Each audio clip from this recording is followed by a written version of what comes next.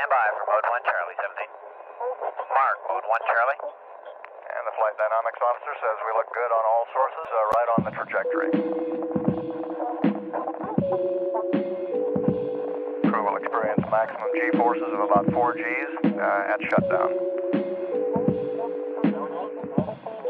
Coming up on first stage shutdown. I think we saw them all from here. Roger, Jack. The thrust is going, all 5 up there. Rudder's good. Roger, 17, you're go.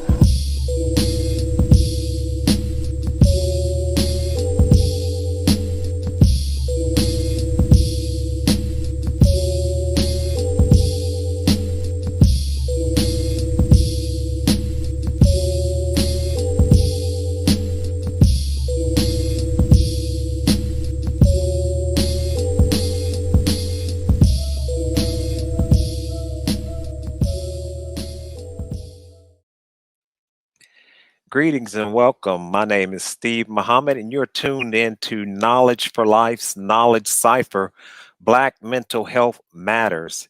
And today we're going to be talking to a very special guest, but we'll introduce him. We're going to be discussing PTSD.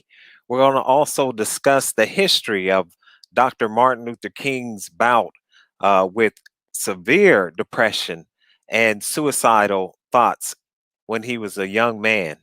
And then we're going to open up the floor. And if you would like to be a part of this program, we're going to give out a number where you can call in and be part of the program by asking a question or making a brief comment. But we're going to get right on into the program. I'm going to first introduce Dr. Swift, and I'll bring her right on, and then we'll allow each panelist to give you more information about themselves. And so, Dr. Swift. Yes. Greetings. Greetings and good evening to all the family out there. Thank you for tuning in. For those of you who are tuned in, looking forward to our discussion this evening. My name is Dr. Monique Smith. I'm out of New Jersey, and I am a psychologist. I have a small private practice in New Jersey, and the bulk of my work is consultations around the issue of trauma. Thank you. Thank you. And we'll introduce Sister Nicole Mohammed. Pushing the wrong button. There we go. Greetings, Sister Nicole. Assalamu alaikum. And assalamu alaikum to you, Sister Dr. Swift. Wa alaikum salam. Okay, greetings. Assalamu alaikum to everyone. I'm Sister Nicole Mohammed, and I am basically a Dianetics auditor. I started on my journey in auditing in 2011 when I actually went in to get myself audited. And of course, you know, auditing is a therapy, so it's something that you should always continue, not just start one time and then stop and think that you never need it again. The mind is something that is very interesting to study. So I have now made myself, or shall I say, I like to think that Master Farah Muhammad has put it into me because I am a person who just loves knowledge. So I'm now detouring and trying to actually become a master of understanding the science of the mind and how auditing and therapy, how all of that, because this is something that Minister Farrakhan introduced to us. So it is of great value.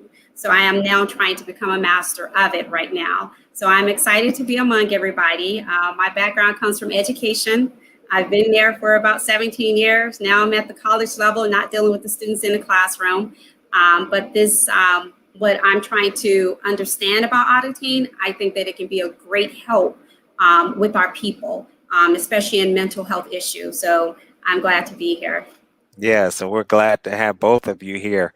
And we're going to bring in the veteran, Dr. Melvin. Greetings, Dr. Melvin. Greetings and good afternoon, good evening, I should say, to everyone. Thank you for tuning in and joining us as we are now veterans in this environment. That's right. Coming in. So I am Dr. Melvin Hintson. I am a licensed clinical psychologist with pretty extensive experience in the criminal justice system, working in forensics and correctional environments. Looking forward to the discussion this evening with our special guest, excellent guest, and the discussions not only about suicide and depression, but also, you know, how we are going to kind of move forward, as today is obviously a significant day in this country, but, you know, how we can be impactful in a positive way moving forward. So thank you all for that. Yes, sir. Thank you. And we'll bring on Dr. Mcclure, who will introduce our guest. And Dr. Mcclure, I'll bring you on. Greetings, Dr. Mcclure. Greetings and good evening to all the wonderful folks on the panel. Just, you know, a little bit about myself. Over the last 11 years, I've been consulting with the military, Army, Navy, Air Force, and currently with the Marines, which brings me to this topic today of post-traumatic stress. Now, just because this is framed and our guest has a military background, we know that post-traumatic stress is not relegated specifically in the military context. We're just hearing a bit of that tonight, but we know that this exists within our communities, within our families, the school system, so that the topic is clearly going to be much more broad in nature. So what brings me into this conversation is working with active duty and veterans around post-traumatic stress, and really a lot of the ancillary issues connected to their family life, wife, children, support systems, those that are in place or not in place. And that's really what I'm interested in, is looking at the support systems and making sure people understand what's going on with someone if they've been dealing with post-traumatic stress. I don't know why that popped up. So in saying that, I'd like to introduce our guest this evening. First of all, I must admit he is my fraternity brother of Phi Beta Sigma Incorporated. So Sergeant First Class Antwan Deligar, U.S. Army, was born and raised in Jacksonville, Florida. Father and disabled military veteran with 3 combat tours.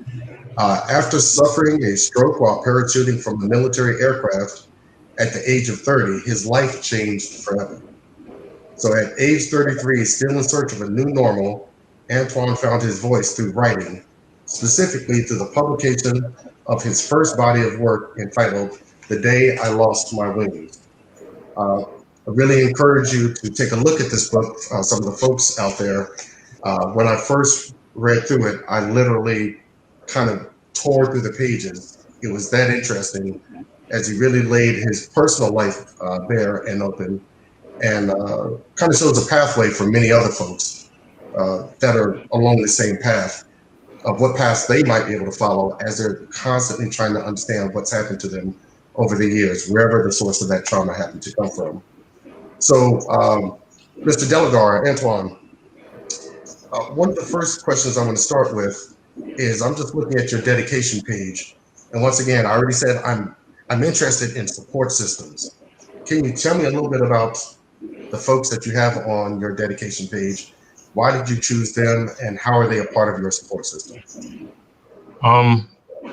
Well, thank you for having me, everyone. It's an honor to be among you guys.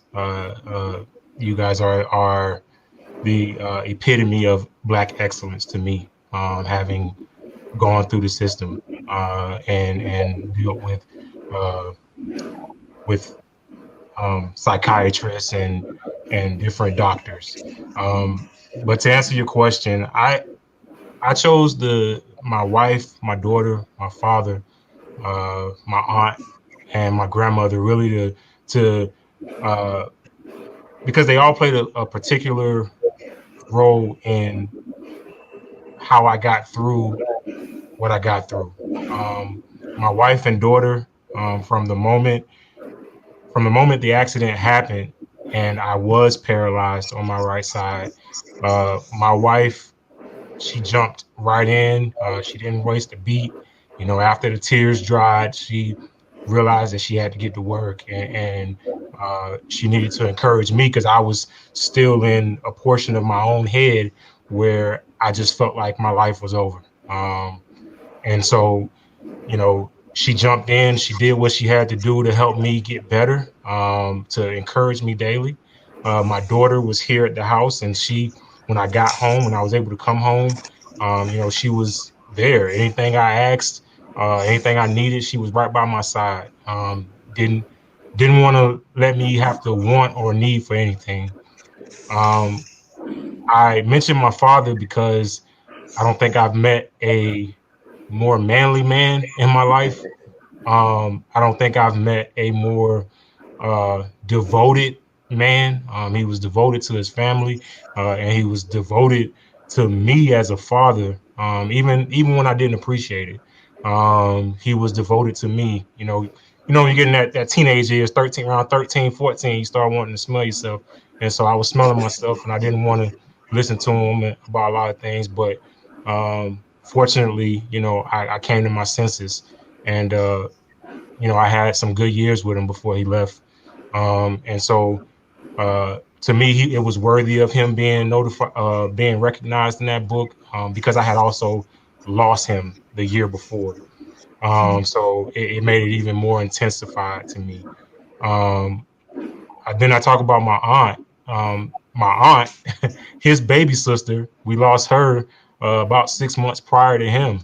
And so she was the one that inspired me in arts, music, writing, just expressing myself through the pen. And so she's always encouraged me through that. And so I felt like I owed it to her because she didn't get to see me do it, so I just felt like she was worthy of the recognition. And then my grandmother, because she was the one that initially told me I needed to write a book. Once she heard my story, she said, "Hey, Antwan, she calls me Twan. She said, "Hey, Twan, people need to hear this.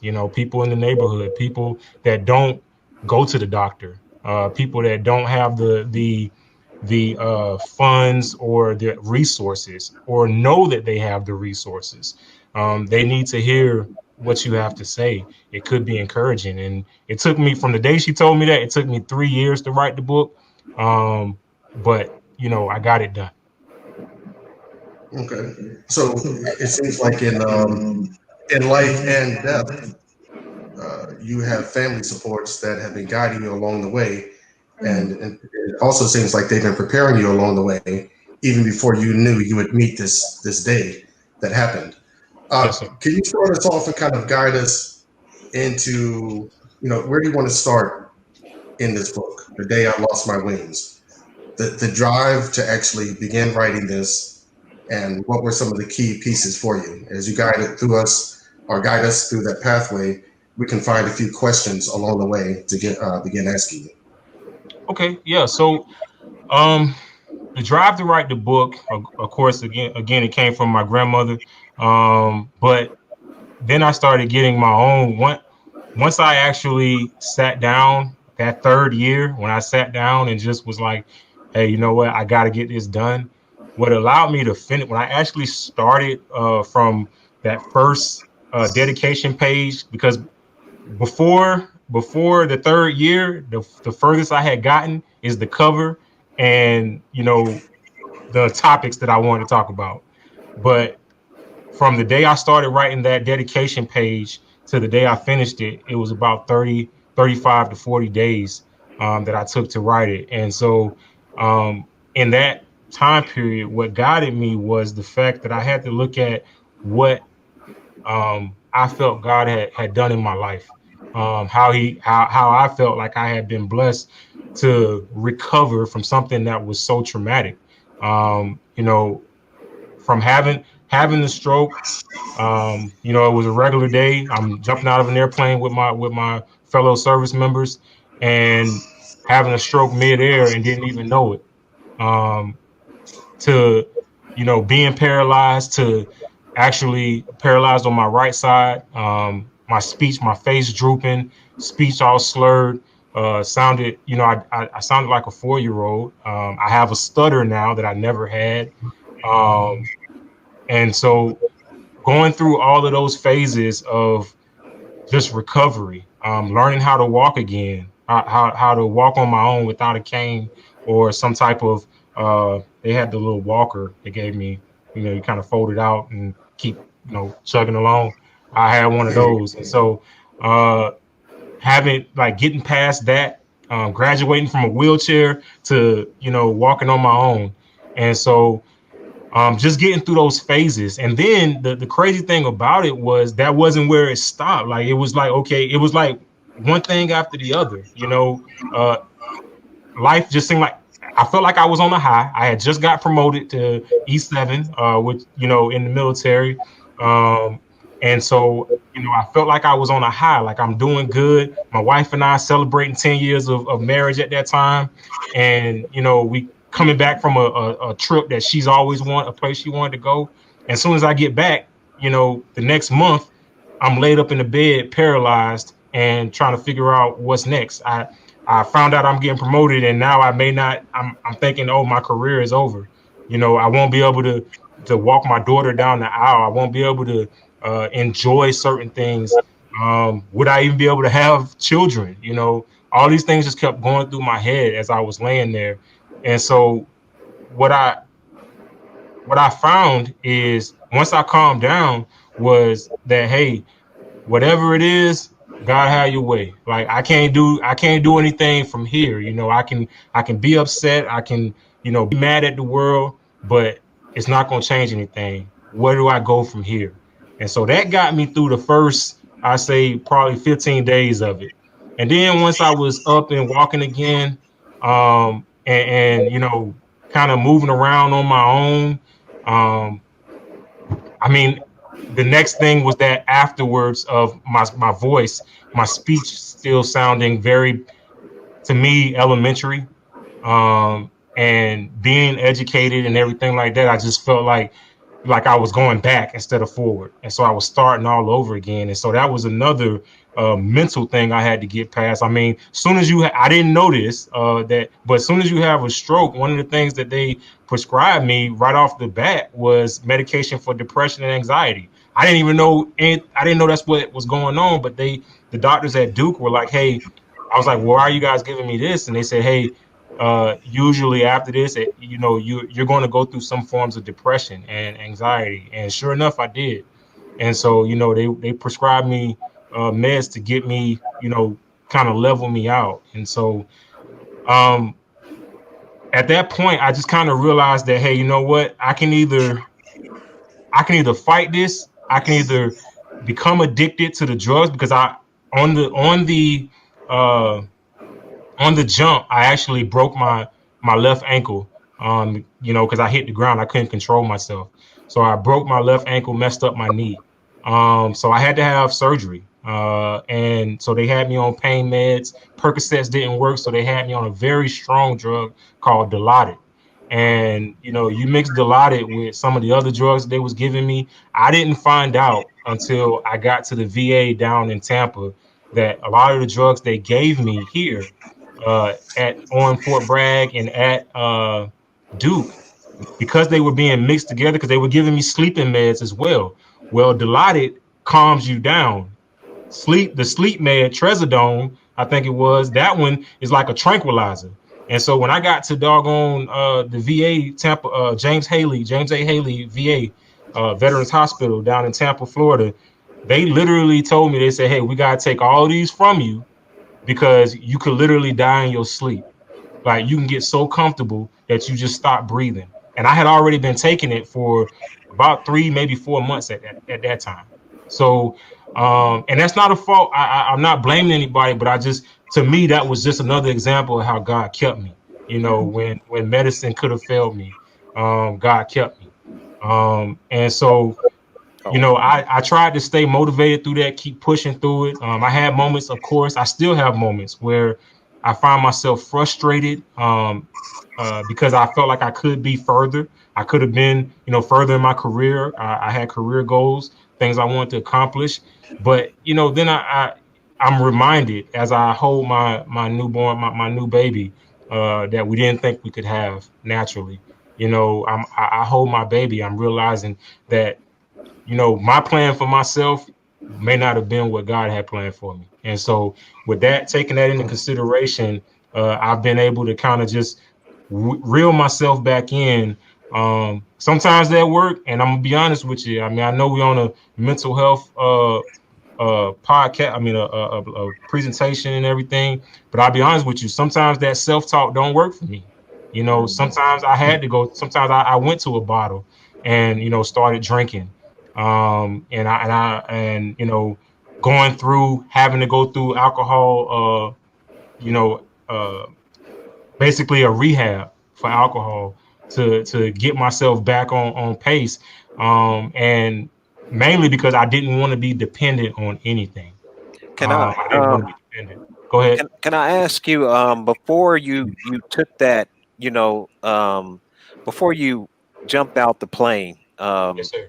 did you know that you had, that health condition? Not at all. So I will honestly tell you this. What happened about 2 to 3 weeks prior, I went to the hospital after a long rush march with my fellow soldiers, and basically I had lost vision in my right eye. No, I'm sorry, I lost vision in my left eye. I couldn't see out the peripheral. And then in my right eye, I had a sharp pain where it felt like somebody was sticking a needle in my eye. And so I went to the ER, and they told me, hey, oh yeah, you had a severe migraine, a real bad migraine. Well, come to find out, it wasn't a migraine; it was a TIA. It was a small stroke. It was the warning sign that I was about to have a stroke. And so, and it again, it wasn't their fault. I was 30 years old. I was very fit. I'm with, a special operations unit. And so we train every day, as far as physical fitness, always in the gym, always, just trying to stay on top of our health, our physical appearance and capabilities. And so nobody thought that me at 30 years old was having a small stroke.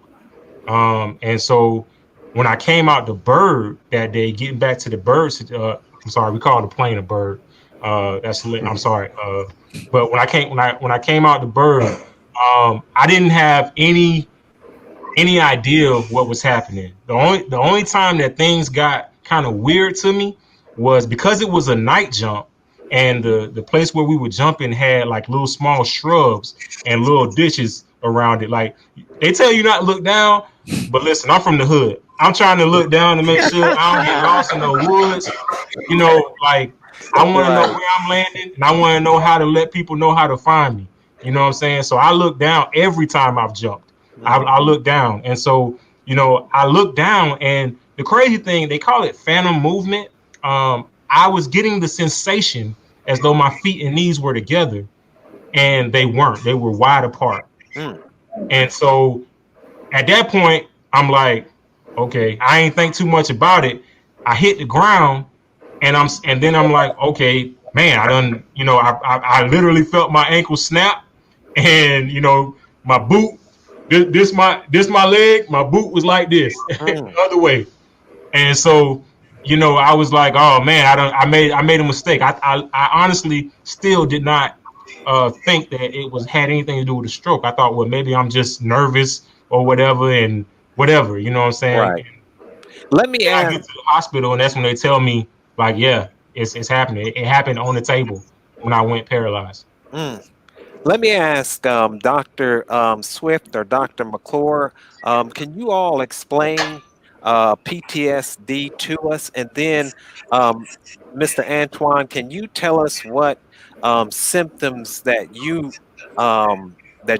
have with the PTSD? For instance, are you, are there flashbacks? Are you waking up at night, or things like that? But first, either Dr. Swift or Dr. McClure, can you explain what PTSD is? I have one. Do you care? Yes, sir. Go ahead. Dr. Monique? Okay. Just a brief background here. Post-traumatic stress disorder is listed as a disorder in which a person has difficulty recovering after experiencing or witnessing a terrifying event. The condition may last months or years, with triggers that can bring back memories of the trauma, accompanied by intense emotional and physical reactions. Some of the symptoms might include nightmares, unwanted memories of the trauma, avoidance of situations that bring back memories of the trauma, heightened reactions, anxiety, or a depressed mood. I don't know if Dr. Swift has anything to add or others. Yeah, I mean, I think you essentially covered some basic aspects of it. Symptoms are sometimes people get intrusive symptoms where they're having flashbacks or experiencing thoughts that are intruding into their thinking. Sometimes there is a disruption in how their worldview, how they see themselves, how their security in the world. Sometimes there are re-experiencing symptoms. Well, those are the flashbacks. So yeah, you essentially covered and these are symptoms that tend to last, right? And they create impairment in daily function. Mm. And Sister Monique, can you talk a little bit about what happens when an individual goes unconscious in a painful experience? It's Sister Nicole. Sister Nicole, I'm sorry. Okay. Yeah, once that is your engrams that you actually created in your mind. So whereas your analytical mind is the thing that rationalize everything that happens to you. Well, once you meet with trauma, and pain is trauma, fear is trauma. So once you meet with trauma, your analytical mind shuts down. And then your reactive mind, which is not rational, it has no rationalization to it. It then takes over in control and creates engrams from the time your pain is happening all the way to the time that your body feel like it is done and over with. So that can be days, that can be weeks, that can even be months where you're actually walking around with that reactive mind and your mind is just building engrams in it and attaching this in the reactive engram bank. So that becomes where it becomes the controller of your faith. So it just starts to decide things on how you're going to act. And then you have aberrations. The aberrations are basically things that happen around you. When you go through the trauma, then your mind is shut down. Your reactive mind is working, is taking control. It's just the irrational mind that basically just record everything, record. It has no way of rationalizing it. So therefore, the engrams are built in your mindset. And then that becomes your rationale. Is actually irrational that becomes rationale to you. It's like making evil seem fair seeming because everything is chopped up and broken up inside your mindset now.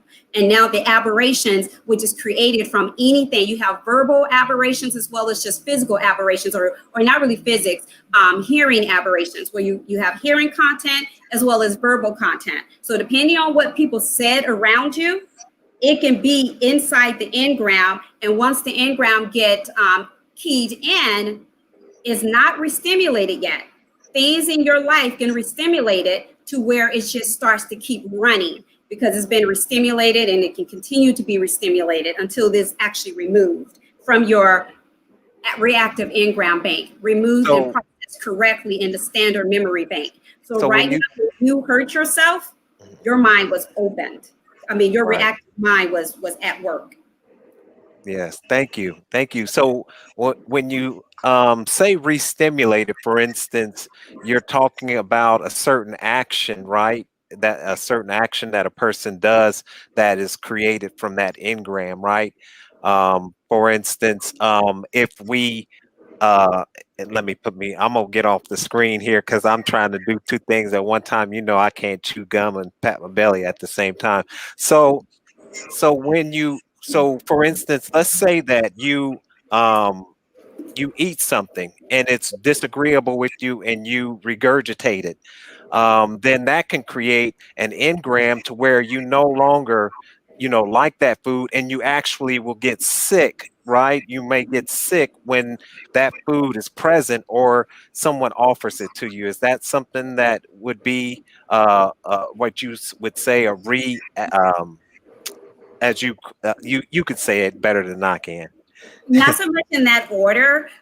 When you're talking about the regurgitation, everything the individual who's in pain does not the engrams are not being created by the individual who's in pain. It's created by the things that's going on around them. So say that, if say that you're in the womb, or you don't even, let's not use the womb because we're going to talk about getting engrams outside the womb. So say that you're in pain and someone around you say something like, "Ugh, that makes me so sick," and you're in pain. You're creating an engram that has now been locked in that engram. So now it gets keyed in, and you're sitting here and you're eating something, and it's re-stimulated. So now you're feeling nausea, sick, like you want to regurgitate it, and it's not really you. It's not really you who wanted to regurgitate. It's just an engram, and that's aberration that is going on. The aberration is now being used right now. So the engram commands your faith and uses the aberration for the action or the response that you're going to start to make now. Okay. So, Brother Antwan, so did you experience, anything like that? I mean, I know that, the trauma of what you went through, and you were talking about turning to alcohol, right? So to the mental health professionals, is that something that is seen with PTSD as well? Well, so I want to be clear, because I am a huge fan of making sure that we're not pathologizing something that is somewhat expected. And Antwan, I apologize because I'm captivated by the story, but what you're talking about is trauma, major trauma, physical trauma, mental health trauma. And so as it was kind of stated earlier, that post-traumatic stress that comes out of that is certainly something that should be expected in probably the majority of people who would go through a situation like that. So I think it's important for us to first kind of step back and say, we're not pathologizing something as inappropriate, given the severity of this trauma, and certainly as you've kind of alluded to, Antwan, the recovery process and all of the things that come in the recovery process afterwards that you have to deal with. So I just want to kind of take a step back and make sure, for the people who are joining us, there is certainly some expectations of mental health challenges that would be expected. As you said, Antwan, when people first said, "Hey, we're going to start you off with some antidepressants and anti-anxiolytics because we know you're going to go through a major recovery process, and there's going to be, peaks and valleys with that." So I certainly just wanted to put that out there. Yeah. I have a question. I'm sorry. I have a question for Antwan. I don't want to interrupt your flow, Dwayne, but in light of what Sister Nicole was talking about as it relates to engrams, I don't know if you kind of captured all of what she was saying, but that in the moment of injury, that your brain is not necessarily processing things from a rational perspective. And I was wondering, as you reflect back and think about that, do you recall, or were there any indications that you are aware of that things were said at the time that kind of stuck with you in a way that, it carried on afterward? I think you're on mute. We can't hear. Okay, sorry. Can you hear me now? Okay, so the only thing that was said at the time that I hit the ground was the expletive. I yelled out an expletive very loud. And then, of course, when I was on the table, so at that time, the bottom part of my right leg wasn't working, and we didn't know it because I just, nobody thought to pay attention to that. But then when I got to the hospital, and I literally, the nurse told me to move the doctor told me to move my arm so the nurse could do the blood cuff, and I told her that I did, and she said she didn't. the first thought that came to my mind was oh, expletive, like I'm finna die, like, because I'm literally, again, I'm feeling that same phantom movement where I told my body to move.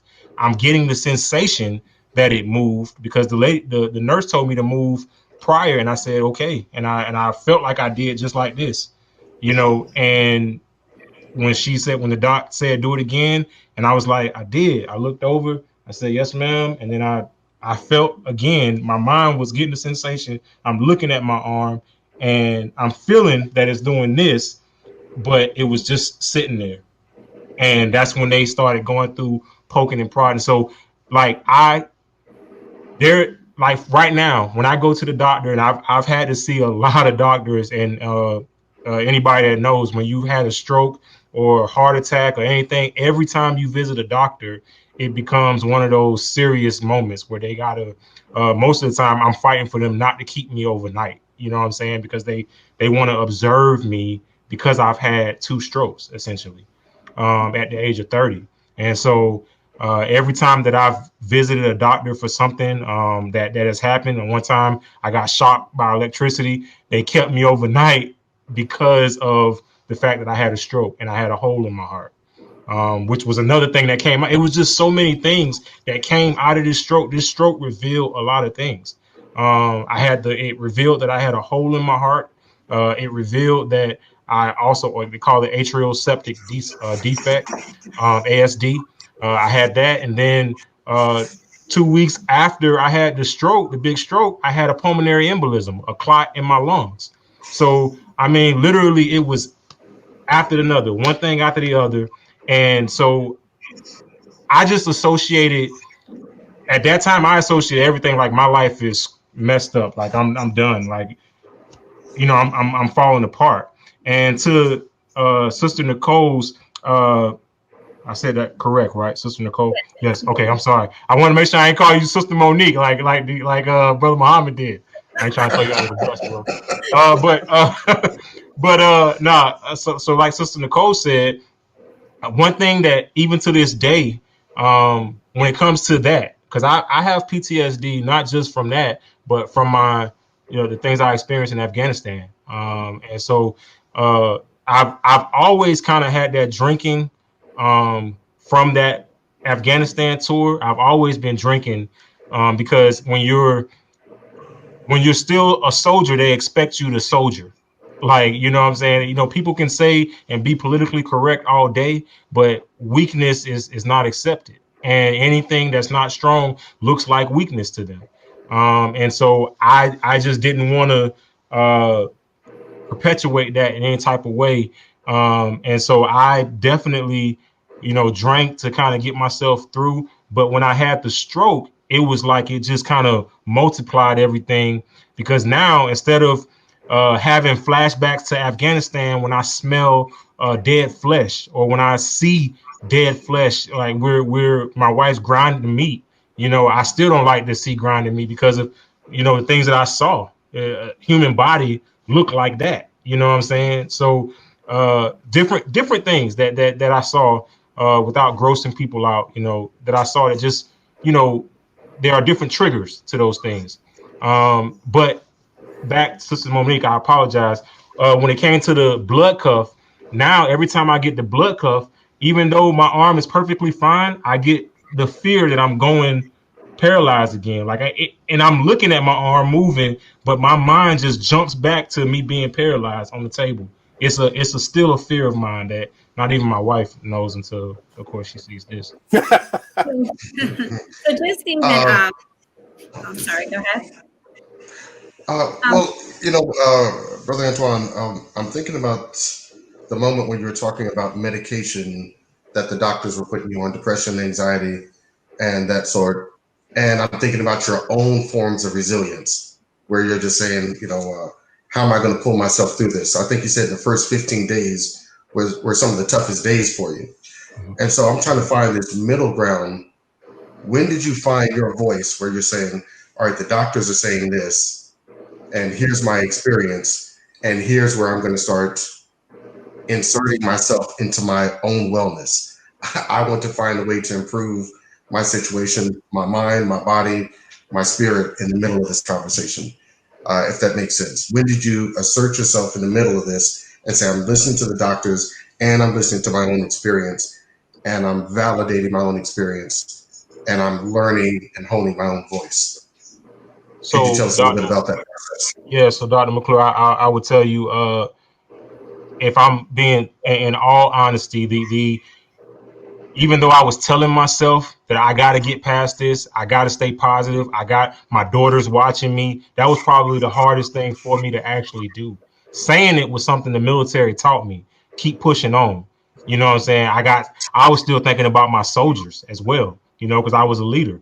So I'm thinking, at this time, I'm thinking like, man, eventually there are soldiers that weren't directly working under me, but they were looking at me. They were watching me go through this. They were soldiers that I had known. They were still in my unit. And so they were very concerned. And so I was trying to stay strong for them. But the point where it turned for me, where I think it was no more just lip service. It was, I got to do something, was actually because Marquita, my wife, said, hey, we know it happened. We know where we are now, but this is not what God has for us. Like she literally said, because it took the military about a month, because I had to heal my ankle had to heal before I could do anything else with the military, because I had to have surgery. They did an emergency surgery on my ankle. So I had to at least start being able to put pressure on it, not heal, but be able to I had to at least be able to put pressure on it. And so once I was able to do that, I was able to actually go through rehab and all that stuff. But that was a whole month later. So for that month, after the first 15 days, for that month that I was sitting there and like, okay, what's next? It was my wife. She gave me a sense of urgency. Like, I need you to fight. I need you to push through it. She saw me go. I think she hasn't said it to me, but I think she saw me go back into an area of, post Afghanistan. You know what I'm saying? And she was afraid. She was very afraid. And so, I mean, between her prayers and her diligent work, I mean, not to gross anybody out, but at this time, I'm still home after I had the surgery. I'm still weak on one side, and the side that I had that I was paralyzed on, and the other side I couldn't walk on because I had just had surgery. So my wife had to literally wipe me. She had to bathe me in the bed. I mean, this was a girl that I've been with since I was 16 years old. And so for her to still see something in me that she was still attracted to, she still kissed me every morning, still hugged me, still loved me, still encouraged me. Right. For her to do that, like, I felt like, well, heck, if she still got this much faith in me, then ain't nothing else that I got to be worried about. I got to push through this. And no matter how hard it gets, I have to continue to push because she's counting on me. And so that for me, that was the turning point, sir. Hey, Antwan. That's beautiful. That was just a follow-up. It's on page 43. You're talking about those two faces, and it's not like the military expects a certain face from you, and maybe the doctors are expecting a certain face, and Marquita stepped in and helped you to define and redefine your own space. Thank you. I'm taking that away as a lesson in this moment. Thank you.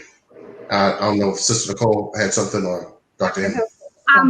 I did have something to say because I'm listening to you, and I read your book, and each time that I was reading it, I was just highlighting the parts in it where engrams was created in you. When you talk about Afghanistan, each time pain, and I want everybody to understand pain and fear, those are the two ways that engrams are created. Pain is the mother of emotions, and fear is also the father.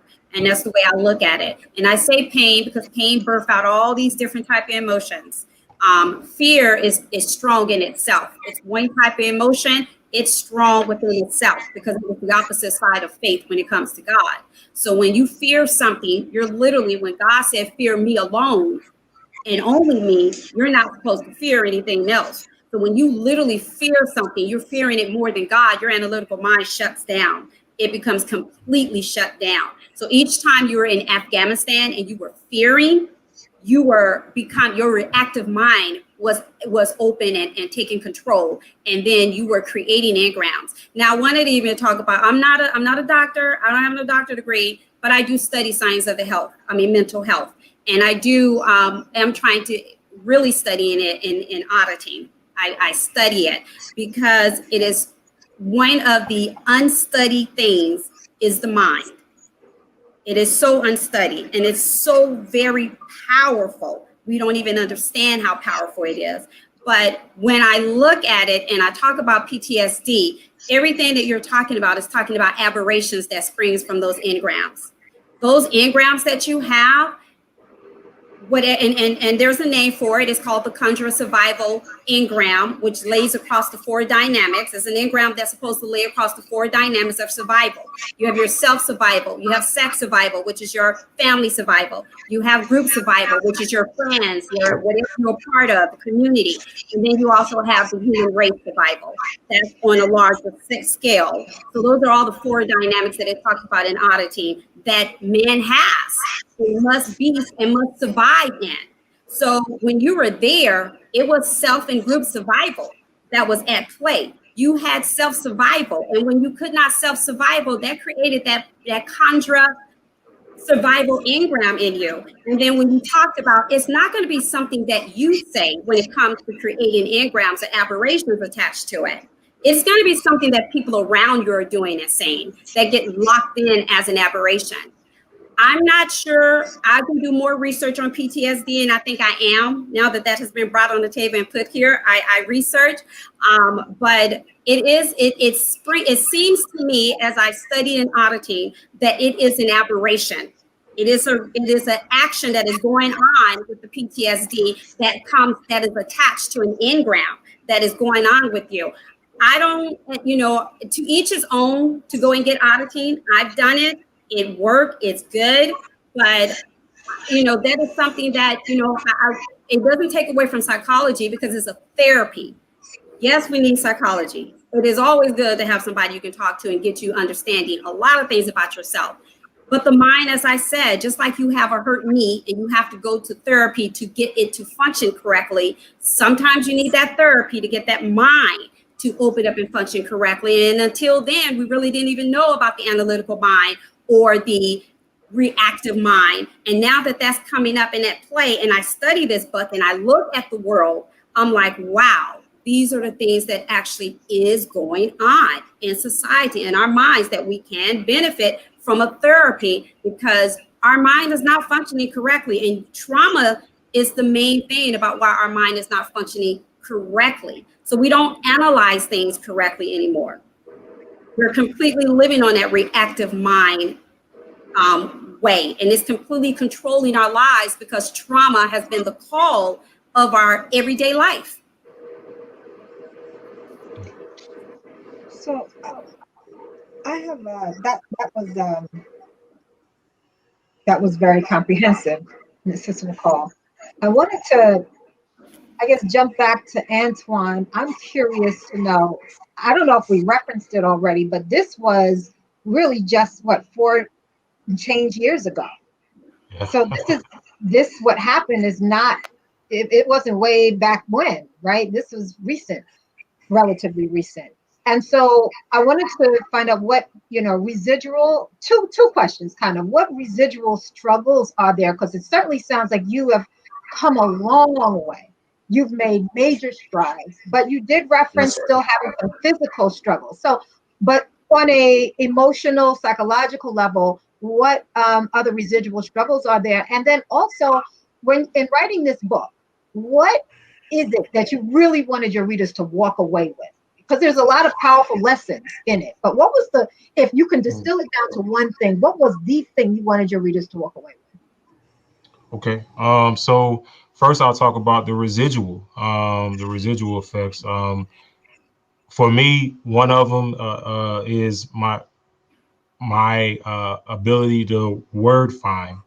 I have problems sometimes like getting words out. I have problem like expressing. I'll see a word in my head, but that's not what I actually end up saying. And it's hard to explain. But it's just where I am. And that's part of the reason why I have a stutter sometimes, is because it's hard for me to kind of make my mouth say what my mind is saying.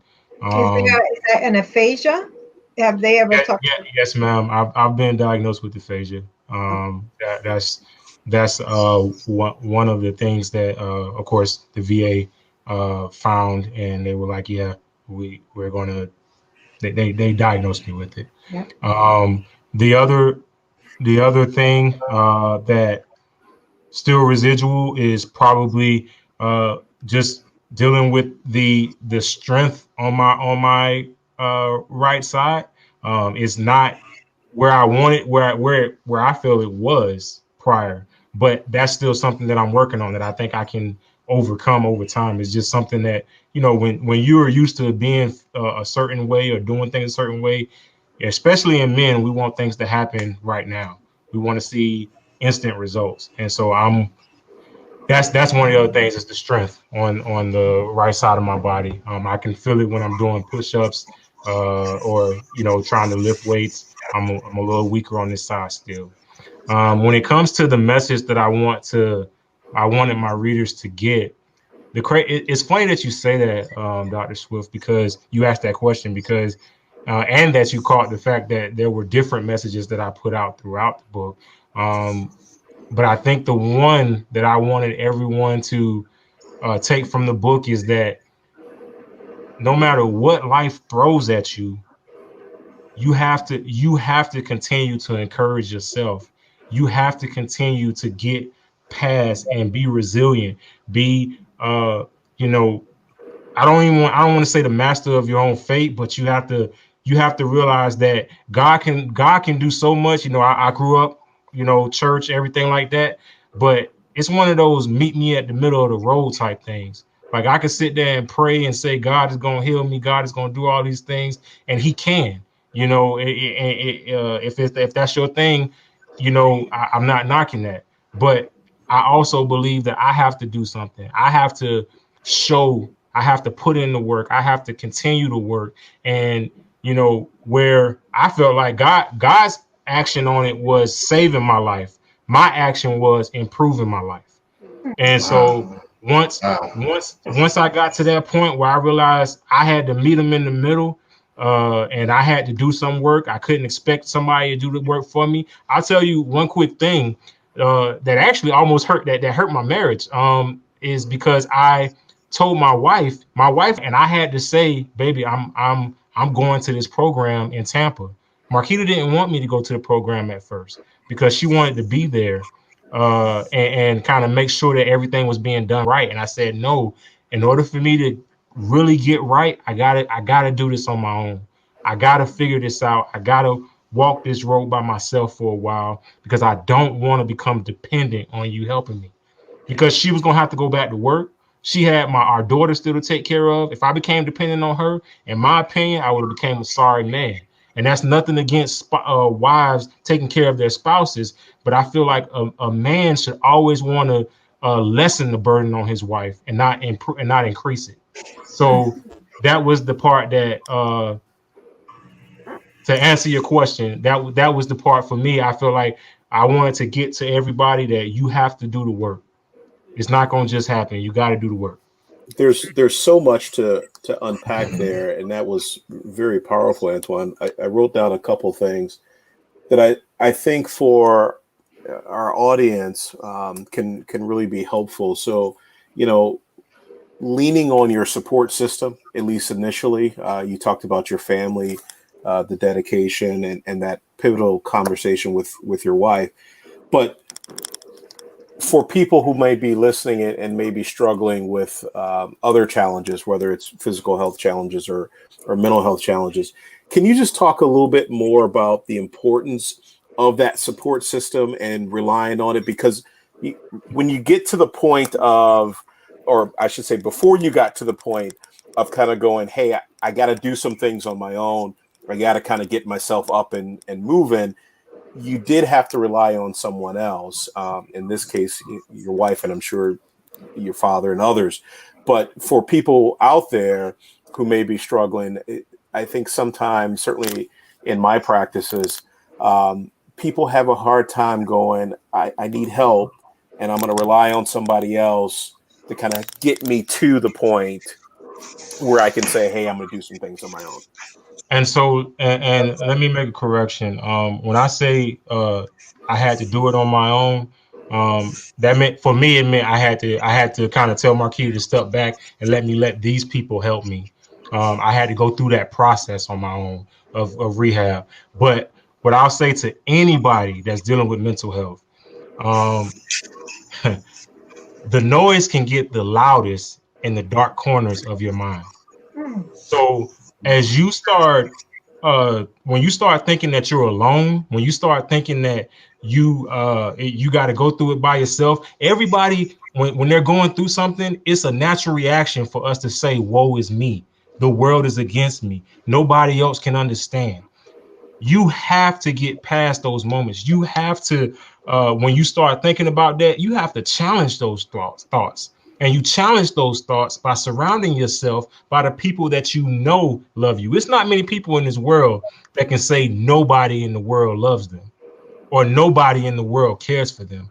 You have to surround yourself around those people, because those dark corners, not only can they become loud, they can also feel like they don't end. Like you're just walking down a tunnel and it's just you by yourself. Hello, anybody there? Like I mean, it can get that dark sometimes. And so I've been there. I'll be honest with you. I just talked to my wife about that this morning. One of the issues that I have right now, even with my meditation time and all that stuff, I don't like total silence. I have to have some type of music or something playing, because when I am silent, or when it is silent, too quiet, my mind starts to go like all over the place. It's hard for me to focus at work, before, when I'm going to bed. I have to have music playing when I go to bed, because I'll end up waking up from my thoughts. And so like, this is something that I've experienced since Afghanistan, but it got worse after the stroke. Like, it was like, yeah, it was just weird. It's a weird thing. And I don't mind it because I love music, but it's just one of those things that I noticed, that quiet moments for me are more dangerous for me, because I feel like I can't hone in on one thing.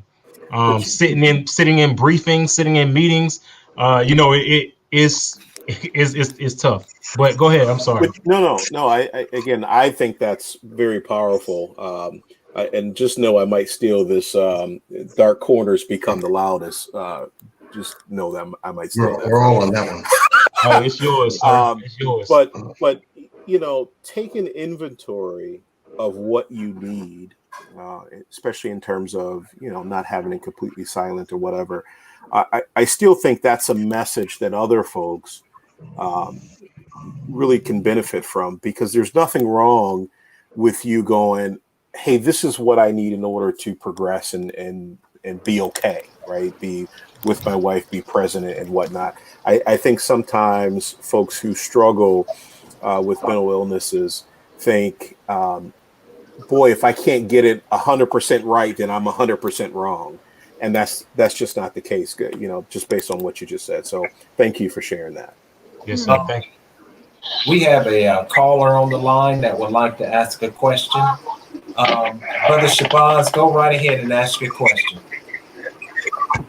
All right, peace, brother. Assalamu alaikum. Greetings to the panel.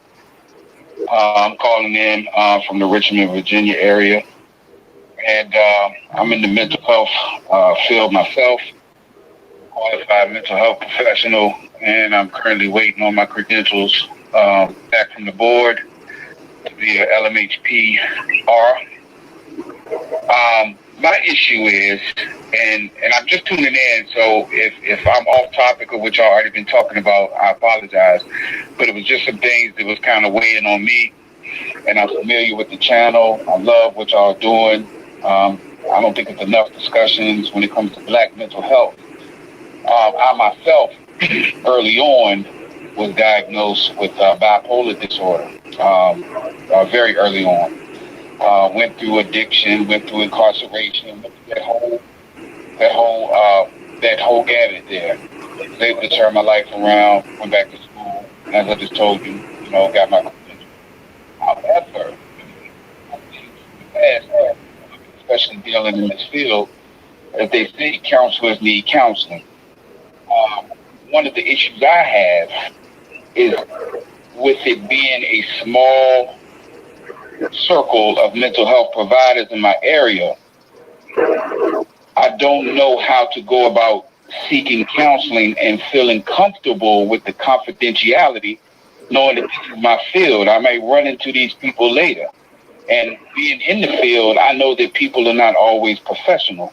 So therefore, a lot of issues with compassion fatigue, burnout, and issues of my past that are coming up that I want to address professionally, I'm hesitant to get that professional help just for that lack of trust and fearing that whatever I reveal might me and my credentials in my career. Am I making sense? And I'm just looking for any type of feedback.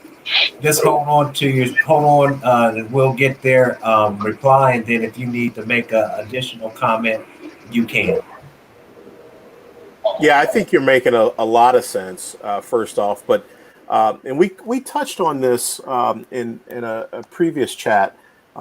So if it's one thing that this pandemic has taught us, it's that there are multiple ways to seek assistance, particularly in the mental health field, with a counselor, with a therapist, whatnot.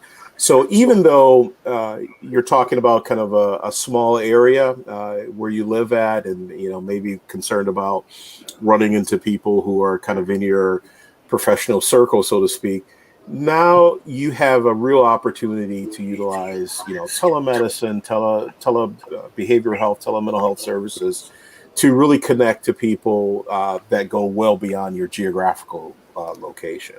I would also challenge you to not discount the people in your area. I know circles are small, but that doesn't mean everybody won't have your confidence and won't be professional. So I certainly wouldn't eliminate that, but you certainly have an opportunity to utilize telebehavioral health services or psych services or therapy. So, Yeah. Others? Yeah. Thank you, Dr. Hinton. I wanted to say and stress the same thing you already stressed about telemental health is a thing now.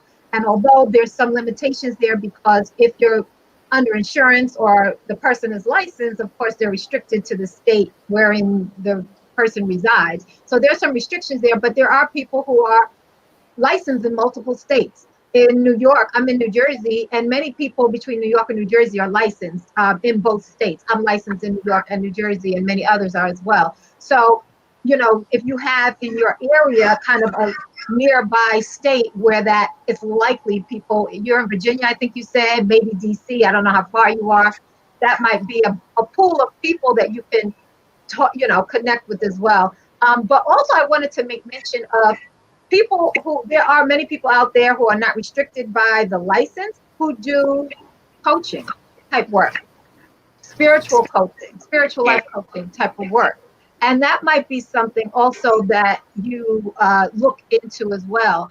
And I want to, of course, plug the Association of Black Psychologists, because I think the key thing here is that if you trusted the person, if you had a good rapport with the person that you're working with, they could live next door to you and you probably wouldn't care.